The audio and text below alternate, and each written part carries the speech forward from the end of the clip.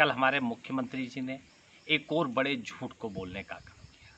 कल शिवराज जी ने कहा कि हम लोगों ने संबल योजना को पुनः प्रारंभ करके गरीबों के हितों की रक्षा करने का काम किया।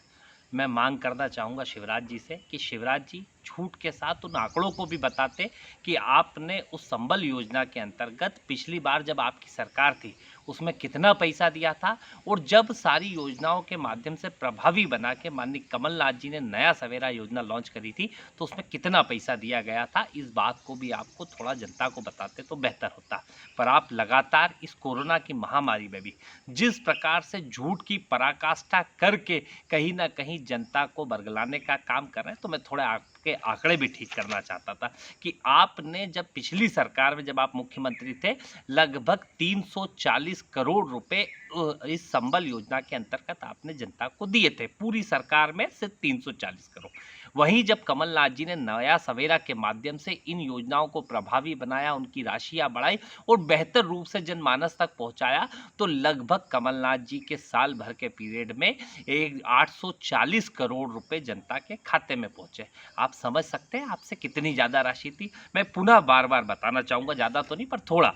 अंत्येष्टि सहायता में आपने लगभग दिए 17,000 लोगों को 8 करोड़ 35 लाख रुपए। वहीं कमलनाथ जी ने उनके एक साल के पीरियड में दिए 63,000 लोगों को 31 करोड़ 50 लाख रुपए।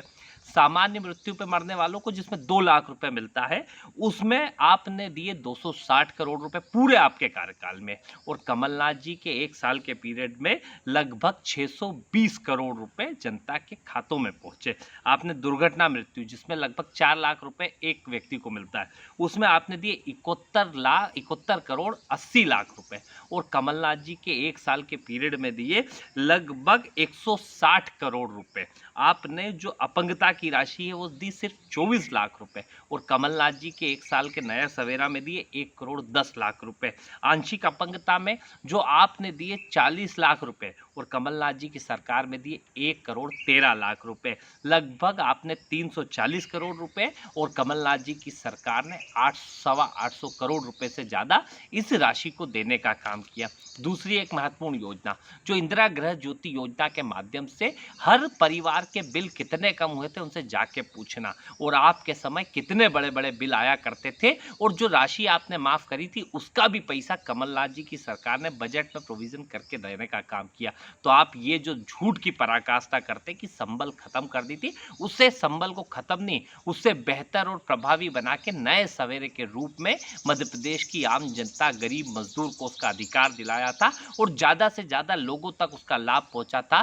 तभी ये योजनाएं चलती है। इस महामारी में जनता का ध्यान आपने जो मौत का तांडव इस मध्य प्रदेश में मचा रखा है उससे हटाने का काम ना करें और सीधे रूप से झूठ बोलना बंद करें और जनता के सामने सच्चाई लाने का काम करें। धन्यवाद।